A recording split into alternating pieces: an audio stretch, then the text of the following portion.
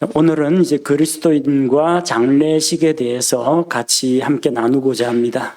얼마 전에 저희 어머님 상을 당하여 장례를 치렀습니다. 방문하신 분들 가운데 장례식에는 처음 와서 어떻게 해야 될지 모르겠다.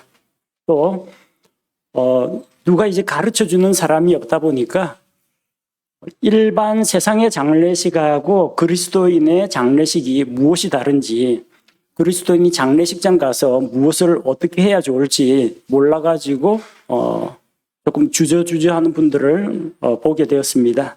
그래서 좀 우리 삶 가운데서 현실적인 이런 주제를 가지고 함께 나누고자 합니다.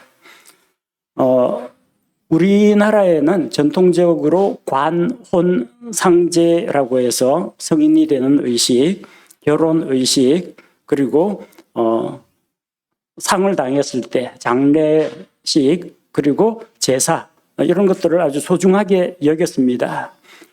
특별히 살아있는 사람이 이 세상을 떠날 때 조상에 대한 존경과 숭배하는 그런 전통 문화가 남아있기 때문에 장례는 아주 정성을 다해서 사람들이 치렀습니다.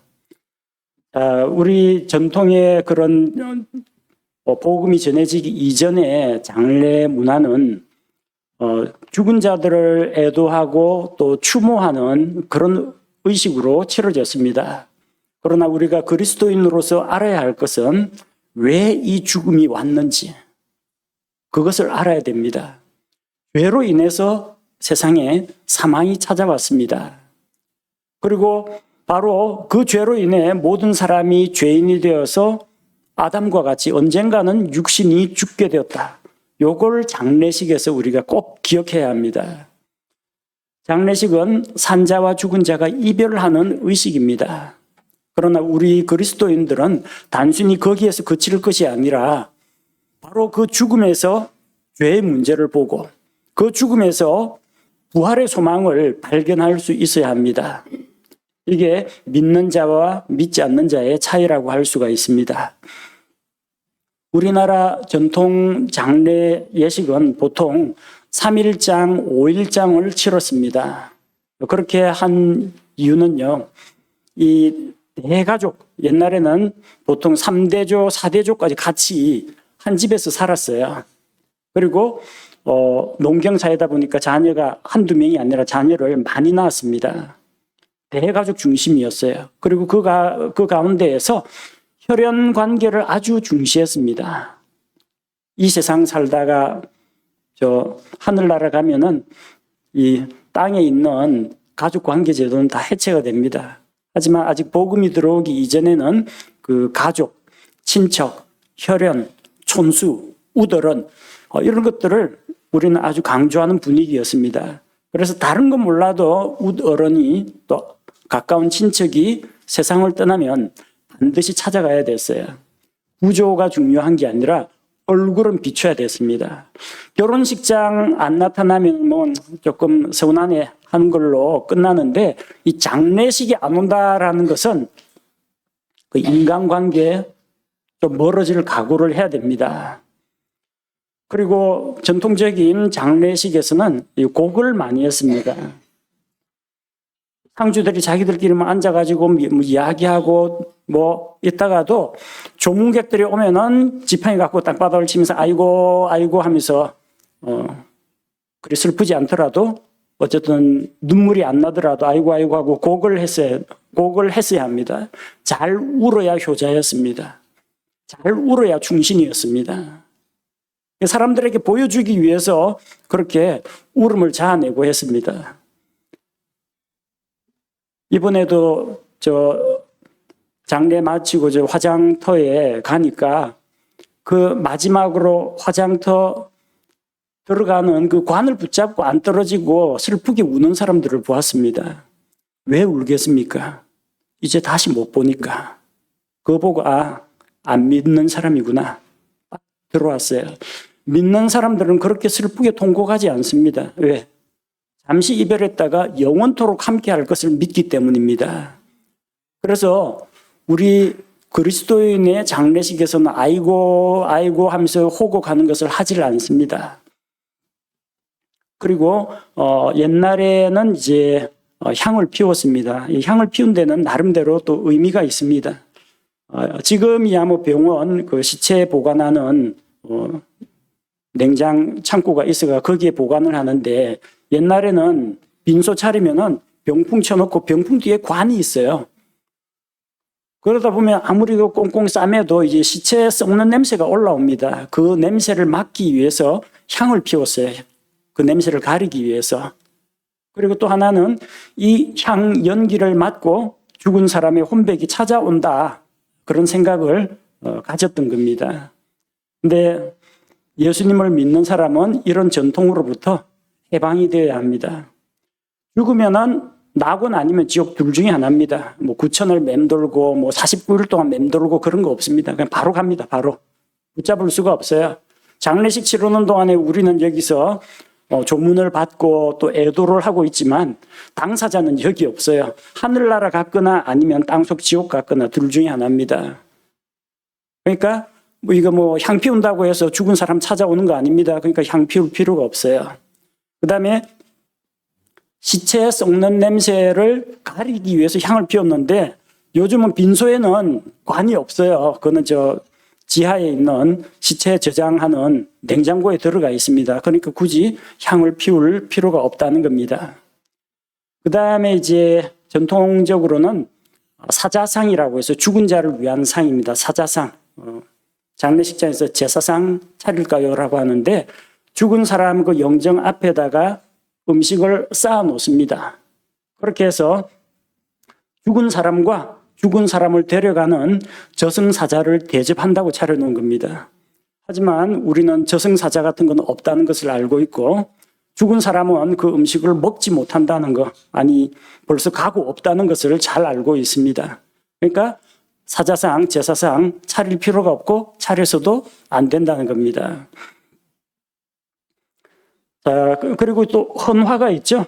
꽃을 바치는 의식인데, 죽은 이에게 꽃을 바치는 의식인데, 이거 원래 우리 전통 장례 문화에 없던 겁니다. 개화기 되고 나서 일본에서 들어온 겁니다. 헌화하는 죽은 사람에게 꽃을 바치는 그런 의식인데, 꽃봉오리가 영정을 향하게 하는 방식이 있어요. 만약에 앞쪽에 영정이 있고 그 앞쪽에 이 단이 있고 그 앞에서 이제 만약에 조문을 하고 그런다면은 꽃송이를 잡고 꽃봉오리가 있겠죠. 국화꽃. 이걸 그대로 받치면 이게 한국식입니다. 꽃봉오리가 저쪽 영정 사진 쪽을 향하게 하는 거. 근데 그 반대로 하시는 분들도 있어요. 반대로 하시는 분들은 그 일본식입니다. 야스쿠니 신사식인데, 꽃 가지가 저 사진 쪽을 향하고 꽃봉오리가 자기를 향하도록 하는 방식이 있습니다. 이게 왜 야스쿠니식이라고 하냐면은, 야스쿠니 신사에서는 일본 문화에서 국화는 사무라이의 칼을 의미합니다. 칼을 바치는 의식이에요. 국화를 바친다는 거는. 그래서 이 국화를 할 때 칼 줄 때 어떻게 합니까? 내가 이 부엌칼 좀 달라고 하면은 손잡이 잡고 팍 이렇게 주진 않죠. 어떻게 해요? 자기가 나를 잡고 손잡이가 상대방에게 가도록 합니다. 그래서 죽은 자에게 사무라이의 칼을 바치는 의식이기 때문에 손잡이가 저쪽으로 가도록 하고 꽃송이는 나 쪽으로 오도록 하는 겁니다. 그래서 어떤 장례식장 가면은 꽃봉오리가 저 사진 쪽을 향하고 있고, 어떤 장례식장 가면 꽃봉오리가 나를 향하고 있는데, 이게 도대체 어느 게 맞느냐? 문화적인 차이라고 보시면 됩니다. 근데 결국은 별 필요가 없는 의식입니다. 죽은 사람이 꽃향기 맡으러 오는 것도 아니잖아요. 그 꽃향기 가지고 뭐 시체 썩는 냄새 가리는 것도 아니잖아요. 필요가 없는 의식인데 문화적으로 사회적인 관습으로 하기 때문에 그걸 가지고 또 시비를 걸려고는 하지 마십시오. 바꾸 예를 들어 볼게요. 생일 케이크를 샀어요. 잘라 먹으면 되죠? 아무도 잘라 먹지는 않습니다. 뭐부터 해요? 촛 꽂아야죠. 촛불 붙여야죠. 그 다음에 생일 축하 노래 부르고 촛불 꺼야 되죠. 그거 안 해도 됩니다. 그냥 생일날이니까 생일 케이크 사왔다가 착착 잘라가지고 그냥 먹으면 됩니다. 근데 꼭 그 의식을 하죠. 그 초 꽂는 게 뭐 특별하게 뭐 우상숭배하고 연관된 것도 아니고, 그 몇 세 생일을 축하한다라는 그런 일종의 사회적인 관습 예식입니다. 그게 이게 맞냐, 이게 틀렸느냐, 이거 해야 되느냐, 하지 말아야 되느냐 그런 문제는 아니라는 겁니다. 그래서 꽃의 문제에 대해서 우리는 필요 없다라고 생각하는데 사회적인 관습이 그러는데 다른 사람 장례식장 가서 뭐 꽃 하는 거는 이거 죽은 자에게 뭐 바치는 꽃이기 때문에 뭐 나는 못 하겠고 이런 거 다 집어치우라 해가지고 난동 피거나 그렇게 하면 안 돼요. 그거는 그 일반 사회에 우리 사회가 문화로 그냥 인정해 줘야 됩니다. 거기는 어떤 종교적인 그런 색채 같은 것들을 부여하지 마시고 하고 싶으신 분은 하시고 나는 뭐 꽃 바치는 거 꽃 놓는 거 추모하는 이거 꽃 놓는 거 못하겠다 하시는 분 안 하셔도 됩니다. 정답이 없는 문제입니다. 그리고 이제 그 상주들에게 이제 조문을 하잖아요. 상을 당한 그 유족들을 방문해서 고인의 죽음을 애도합니다. 조문객들을 받아가지고 이 장례식이 사실은 죽은 사람을 위한 예식이 아니라 살아남은 사람들을 위한 그런 예식이에요. 근데 우리나라는 아무리 멀리 살아도 장례식에는 와야 된다. 그런 생각을 가지고 있고 또 다 뭐 시집 장가가고 이사가고 멀리 떨어져 살잖아요. 그 사람들이 찾아오는데 걸리는 시간 때문에 3일장, 5일장 같은 걸 하는 겁니다. 성경에는 3일장, 5일장이 없어요. 49제 같은 거 없습니다. 그 팔레스틴 지방에서는 날이 무덥기 때문에 시체가 금방 부패하고 썩어버립니다. 당일날 죽었다라고 하면은 당일날 이게 아마포천으로 싸가지고 몰약 같은 거 바르고 당일날 매장시로 바로 갑니다. 하루면 끝나요. 미국에서 기독교식 장례 예식을 보면 우리처럼 3일장, 5일장 그런 걸 안 합니다. 몇 시간장이에요, 몇 시간장.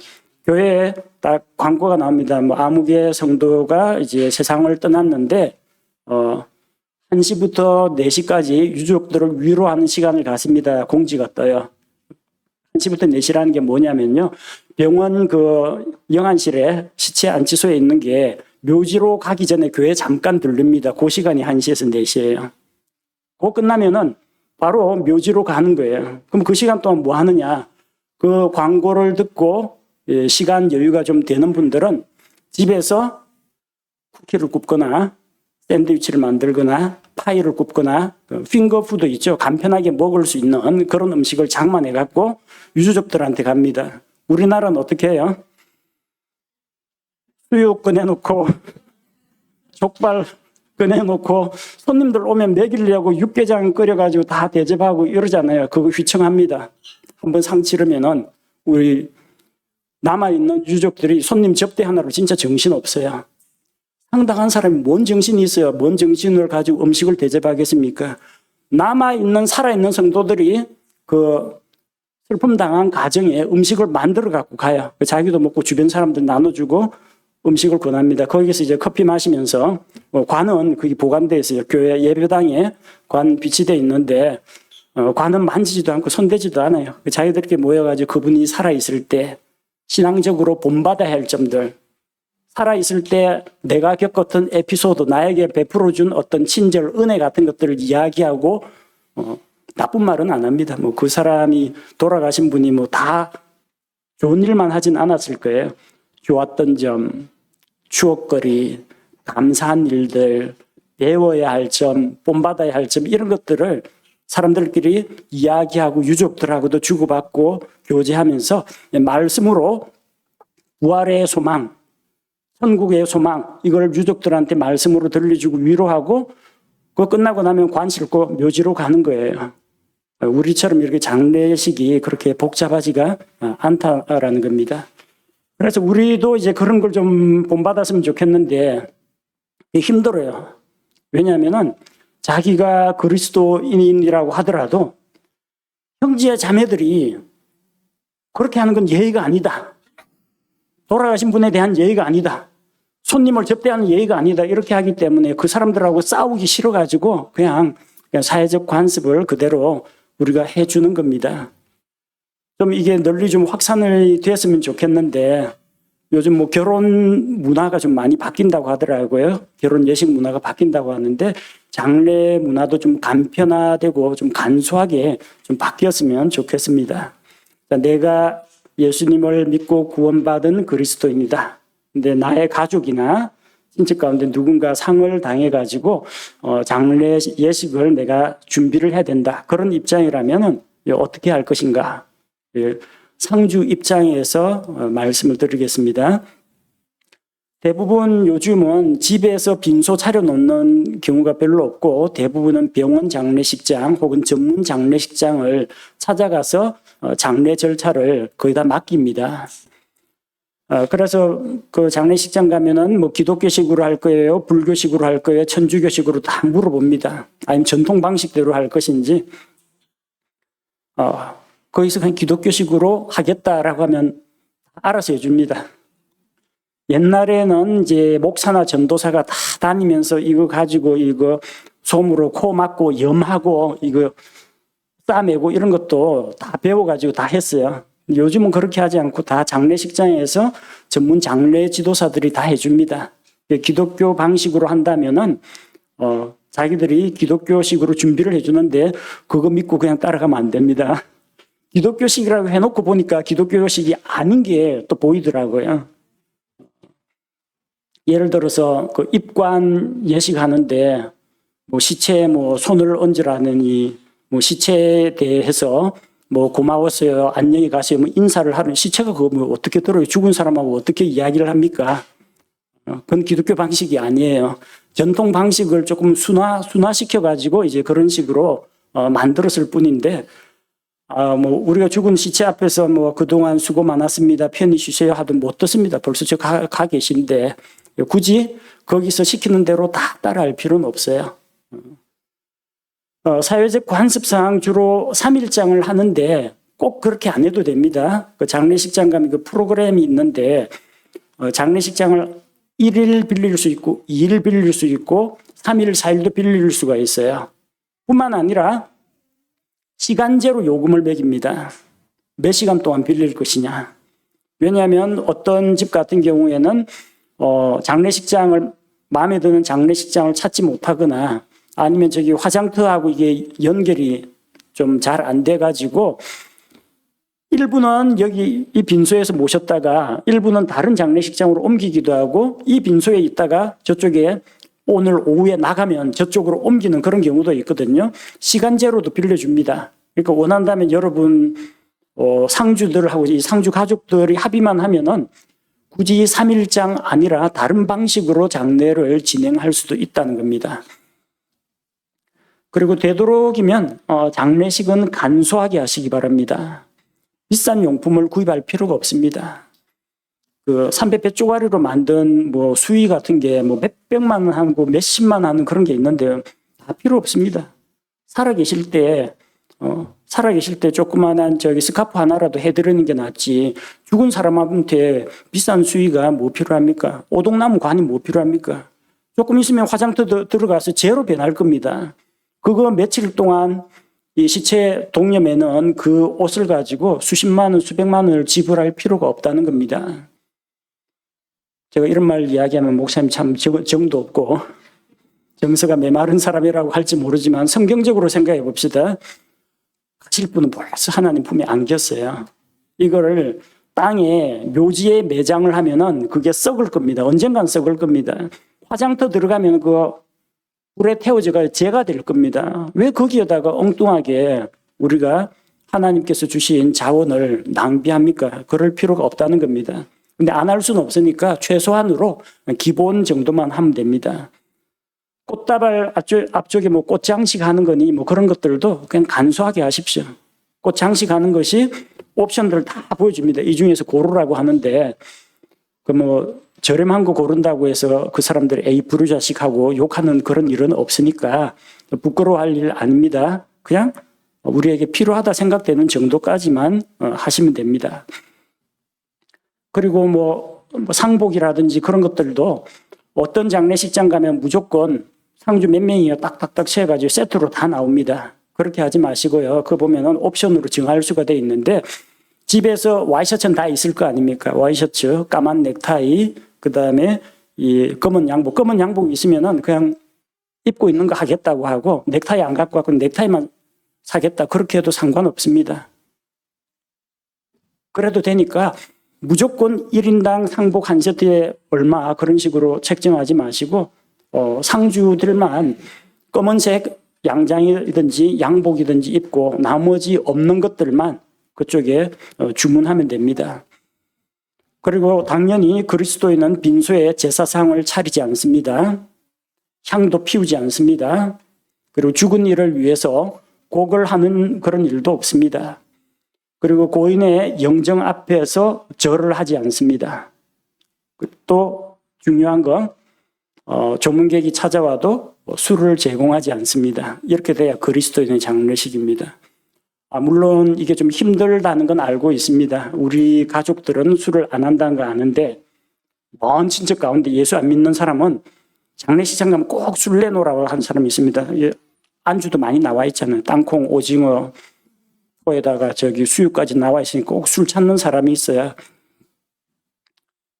이전에 아버님 장례식 때 그냥 안 믿는 회사 사람들, 우리 친척의 회사 사람들이 찾아오는 바람에 어쩔 수 없이 그쪽에서 나는 반대했는데 그쪽에서 술을 낸 적이 있어요. 그래가지고 하여튼 어쨌든 술 주사 부리는 사람이 있어서 참 힘들었습니다. 이번에는 제가 주도권을 잡고 했기 때문에 그 보면은 음료수 넣어놓는 그 냉장고 쇼케이스 있죠. 거기에다 종이 써붙였습니다. 고인의 뜻에 따라 술을 제공하지 않습니다. 양해 바랍니다. 적어놓으니까 딱 보더만 아무도 술 달라는 이야기를 안 해요. 돌아가신 어머님이 크리스찬인데 그분이 술 같은 거 차리지 말라고 했다고 하는데 누가 이 상주한테 술 내놓으라고 할 사람이 없죠. 술 일절 안 나가고 냉장고 문을 아예 열쇠로 딱 잠가놨어요. 지혜롭게 하시기 바랍니다. 괜히 그거 가지고 유족이나 또 문상객들하고 다투지 마시고 지혜로운 방법으로 그 사람들을 설득하면은 이 상가집에 그리스도인이 다른 사람한테 술을 먹이는 술 대접하는 그런 일은 피할 수가 있다는 겁니다. 그리고 매장을 하든지 관제로 매장을 하든지 화장을 하든지 아무런 상관이 없습니다. 어떤 분은 신약 성경에 나오는 마태복음에서 잠자는 성도들의 몸이 무덤에서 일어났다고 하니까 우리도 그래야 되지 않느냐. 그래서 화장을 꺼리고 매장을 원하는 그런 분들도 있습니다. 진짜로 제가 학생 시절에 교회 다닐 때 교회에서 그 묘지를 파는 사람이 찾아와가지고 목사님을 설득해가지고 부활동산 우리 교회 성도가 죽으면 다 그 묘지에 갈 수 있도록 몇 자리를 교회에서 성도들한테 주문을 받아가지고 한 구자씩 다 산 적도 있어요. 그래서 부활할 때 단체로 같이 같은 자리에서 일어나서 그 아무 상관없습니다. 바다에서 배 타다가 물고기 밥이 됐든지 땅에 묻혀가지고 거름이 돼갖고 어디 식물의 양분이 되었든지 하나님께서 사람을 부활시킬 때는 있는 물질적인 원소를 가지고 땅의 흙을 가지고 사람을 만들던 그때처럼 땅에 속한 것으로 우리 몸을 만들지 않습니다. 하늘에 속한 거룩하고 그리고 변치 않는 영광스러운 몸입니다. 물질적인 그런 육체가 아닙니다. 만약 그렇게 되면 어떻게 되겠어요? 아무개의 시체에서 자라난 곡식을 누군가가 먹고 그 사람이 죽으면 이게 완전히 아무개의 몸하고 아무개의 몸이 다 섞여 있는 거잖아요. 나중에 하나님이고 어떻게 여기서 탄소 뽑고 여기서 질소 뽑고 이런 식으로 해가지고 재조립하는 게 아니에요. 부활은 재조립이 아닙니다. 죽은 자들 가운데서 하나님의 권능으로 새로운 몸을 입는다고 했습니다. 그래서 죄가 되든지 시신이 고이 땅에 묻히든지 아무런 상관이 없어요. 되도록이면은 남아있는 사람들, 이 세상 다음 세대를 살아가는 사람들을 위해서 개인적인 생각은 화장이 더 나은 방법이라고 생각합니다. 그리고 그것도 굳이 납골함, 납골묘, 그게 있으면은 가족들이 종종 모여서 같이 추모를 하겠다. 그런 분이 있으면은 말리진 않습니다. 그러나 그걸 가지고 수목장을 해서 나무 밑에 심든지 혹은 국가에서 허용한 곳에 뿌리든지 그러더라도 부활하는 데는 아무런 상관이 없습니다. 그러니까 그거에 대해서 내가 이렇게 하면은 불효자 소리를 듣지 않을까? 이렇게 하면은 부활하는데 지장이 있지 않을까?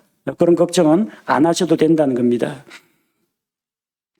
그리고 타인에게 방해가 되지 않는다면 조용한 찬송가를 장례식장에 틀어두는 것이 좋습니다.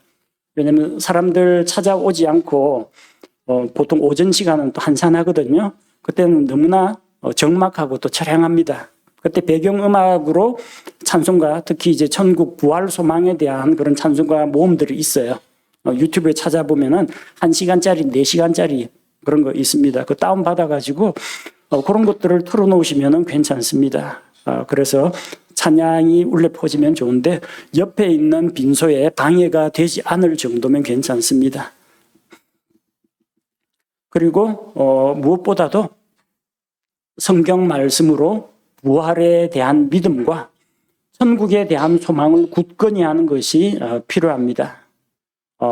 그래서 뭐 데살로니가전서 4장 말씀이든지 고린도전서 15장 말씀이든지 요한계시록 21장 말씀이든지 말씀을 가지고 유족들끼리 위로하고 조문 오신 분들에게도 고인과의 이별은 참 가슴 아픈 일이지만 우리는 소망이 있습니다 하고 찾아온 조문객들에게 말씀을 전하는 그런 기회가 되면 참 좋습니다. 그리고 같이 시간을 내어서 하나님 앞에서 부활에 대한 천국에 대한 소망을 노래하는 찬양하는 시간을 가지면 좋습니다. 반대로 내가 이제 상을 당한 상주 입장이 아니라 그리스도인으로서 다른 사람의 다른 가정의 장례식장을 방문할 때 어떻게 할 것인가? 우선은 뭐 상주들처럼 뭐 복장이 엄격하게 이렇게 드레스 코드 같은 게 따로 있는 게 아니기 때문에 그냥 깨끗하고 단정한 복장을 하시면 됩니다. 뭐 굳이 검은색이 아니더라도 그냥 어두운 계열, 그리고 검은 넥타이가 아니더라도 뭐 청색 계열, 뭐 빨갛고 노랗고 반짝반짝하는 이런 것만 아니면은 괜찮습니다.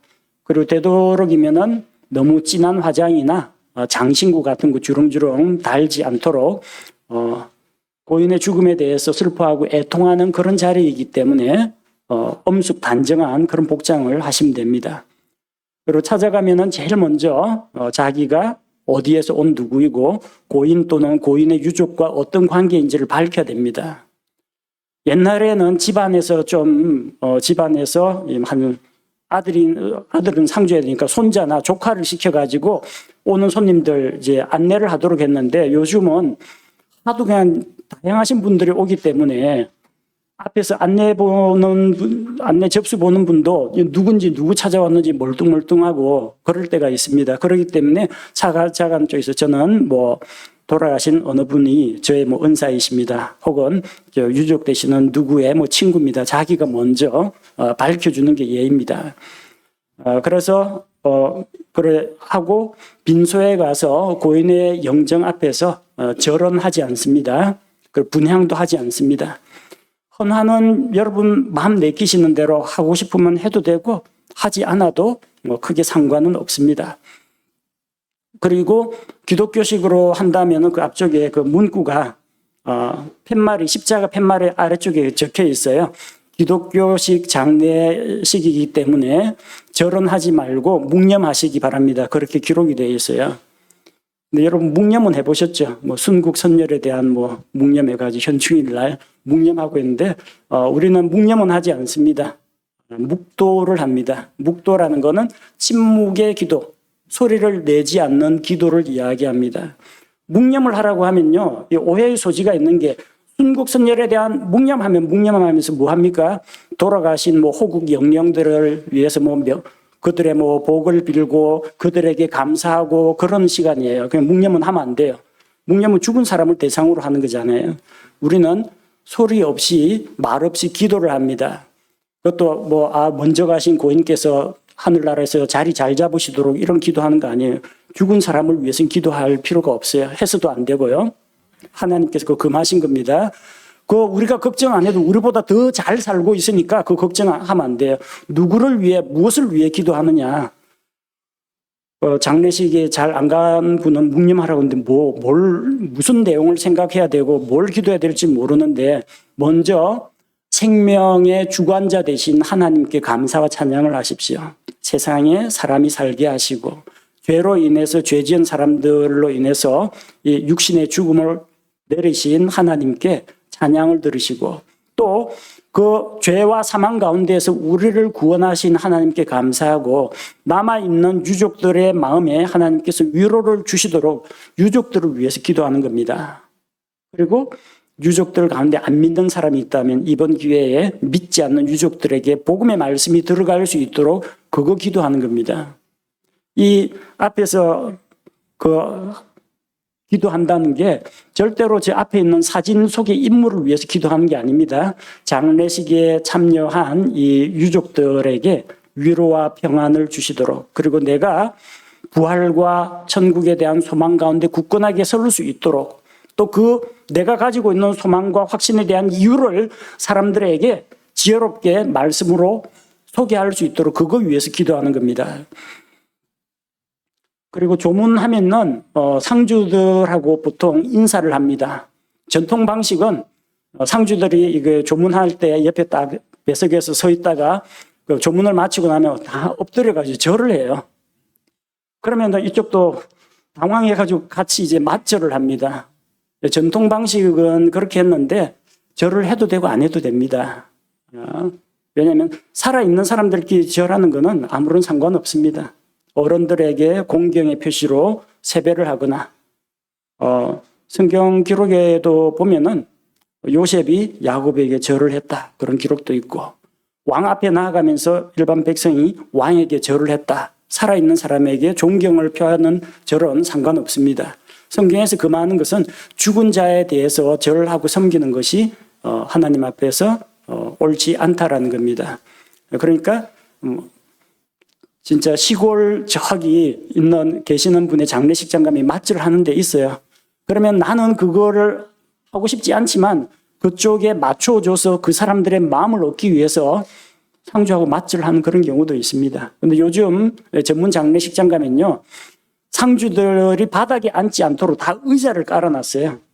기다란 소파하고 앉는 의자를 뒀기 때문에 옛날에는 상주들이 쭈그려 앉았다가 손님 오면 일어났다가 그쪽에서 조문하면은 맞질하고 일어났다 앉았다 무릎이 되게 아팠는데 요즘은 그렇게 안 하고 전부 다 간단히 목례만 합니다. 여러분도 만약에 상주 쪽에서 막 납작 엎드려가 절하는 그런 기색이 아니면 그냥 조용히 얼마나 상심이 되시겠습니까? 하나님의 위로가 함께 하시기를 바랍니다. 천국의 하나님 품에 가게 된 것을 감사히 여깁니다. 이런 말로 가볍게 그냥 인사를 하시면 됩니다. 혹시 그런데 불신자 장례식장 가서 안 믿고 죽은 사람이 있으면 안 됐습니다. 지옥 가셨습니다. 그거 하지 마세요. 그 싸움 납니다. 여러분 말이 맞다는 건 알아요. 근데 팩트 폭력이라고 아시죠? 사실 그대로 말해가지고 그 이익이 여러분에게 돌아오는 유익이 뭡니까? 안 그래도 자기 아버지 지옥 갔을까 봐 조마조마한 사람한테 그렇게 안 믿으시더니 마침내 지옥 가셨네요. 꽤 뜨거울 겁니다. 그 해가지고 괜히 상주한테 멱살을 붙잡히고 그러지 마시고요. 지금 그 가신 분은 가신 분이고 남아있는 유족을 설득하고 이 복음을 가지고 전해야 될 거 아닙니까? 그러면은 유족의 마음을 위로하는 말을 해야죠. 그래서 고인이 사셨는데 저한테 친절을 베풀어 주셨고 참 인격적으로 훌륭한 분이었다. 살아계실 때 훌륭한 분이었다. 듣기 좋은 말 한 다음에 더 늦기 전에 살아계신 분도 세상에 올 때는 순서가 있지만 갈 때는 순서가 없습니다. 언제 죽음을 맞이하더라도 우리가 두려워하지 않도록 부활과 천국의 소망을 주신 하나님께로 이르는 유일한 길인 예수님을 믿으시기 바랍니다. 이 복음 전하러 가는 거예요. 안 믿는 사람이 장례식 갔을 때는 죽은 사람 가지고 뭐라 하지 마시고요. 다툼, 분쟁 일으키지 마시고 유족들의 마음을 얻어서 마음을 열어서 죽음 앞에서는 진짜 사람들이 겸손해집니다.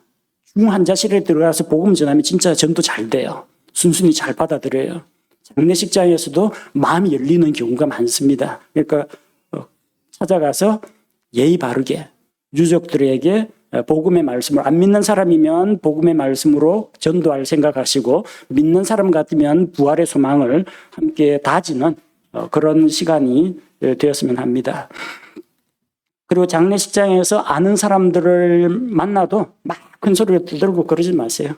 장례식장 자체가 웃고 떠들 만한 그런 자리는 아닙니다. 그러나 믿고 구원받아서 하늘나라로 이제 보내드렸고 남아있는 우리가 생명과 소망 가운데서 살아가자.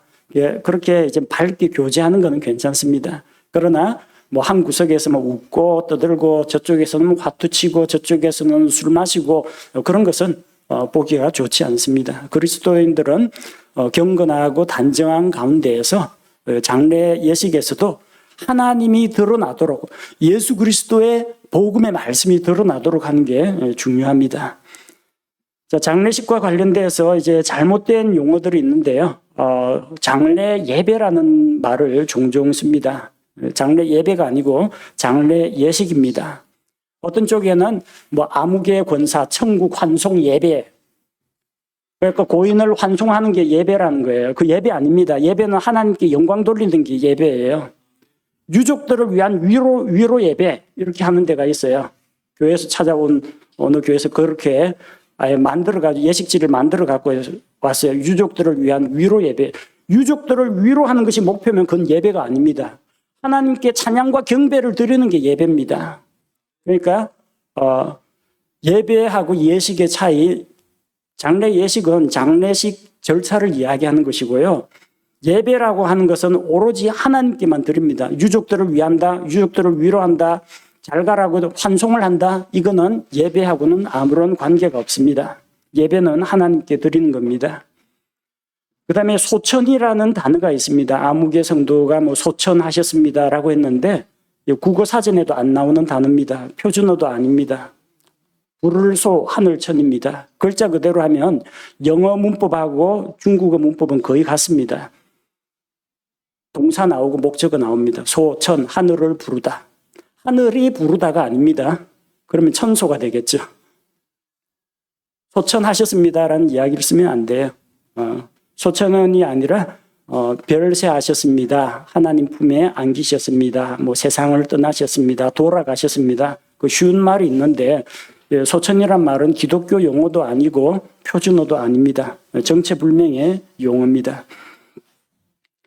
그리고 명복을 빕니다. 이번에도 보니까 주로 이제 안 믿는 사람들이 보낸 그 근조 화환에 보면은 삼가 고인의 명복을 빕니다. 그런데 명복은 명부에서 받는 복을 이야기합니다. 명부는 불교에서 말하는 저승을 이야기합니다. 망자들이 사는 세상에서 누리는 복.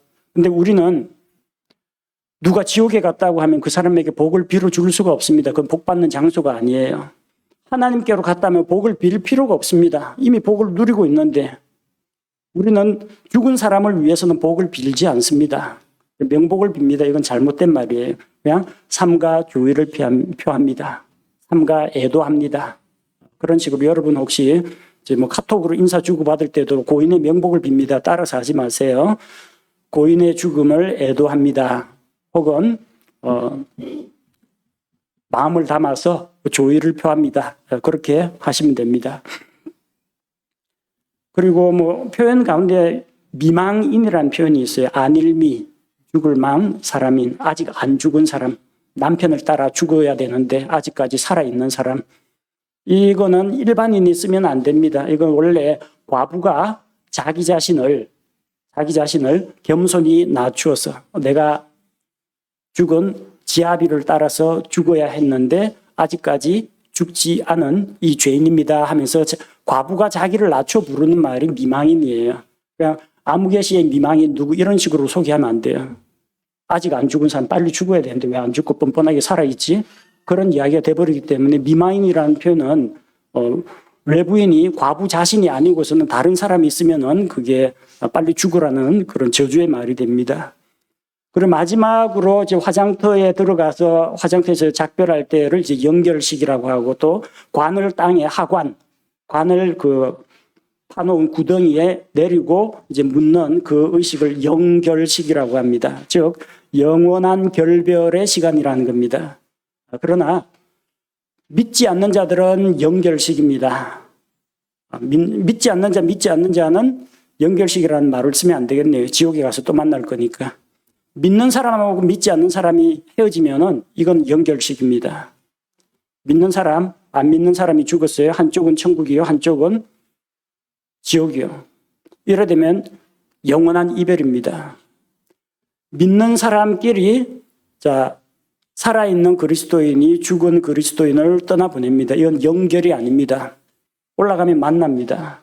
예수 그리스도 다시 오시는 그날에 내가 하나님께로 올라가든지 예수님께서 공중 강림하셔서 나를 데리러 오시든지 만나게 됩니다. 그래서 그리스도인끼리의 이야기할 땐 연결식이라는 용어를 쓰지 않습니다. 영원한 이별이 아니라 부활의 소망이 있고 언젠가는 다시 만날 것이기 때문입니다.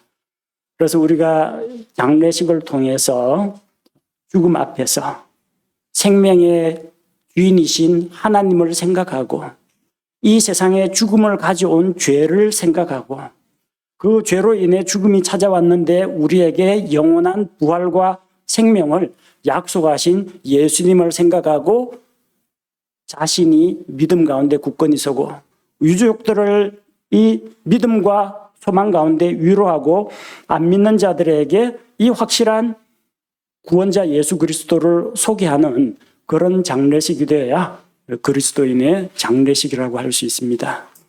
우리 함께 기도하겠습니다. 땅의 흙으로 사람을 만드시고 그 콧구멍에 생명의 숨을 불어넣으셔서 살아있는 혼이 되게 하셨지만 사람은 죄로 인하여 이 땅에서 그 육신의 몸이 흙으로 돌아가는 유한한 존재가 되었습니다. 그리스도인으로서 장례식을 치르거나 장례식에 초대를 받았을 때 먼저 생명의 근원이신 하나님을 생각하게 하시고 세상에 죽음을 가져온 죄의 문제에 대해 진지하게 생각하게 하시며 유족들에게 자기 자신에게 부활과 천국에 대한 소망을 굳게 다지게 하시고 아직 믿지 않는 자들에게 죽음이 찾아오기 전에 구원자 예수 그리스도를 받아들일 수 있도록 복음을 전하는 기회가 되게 하옵소서.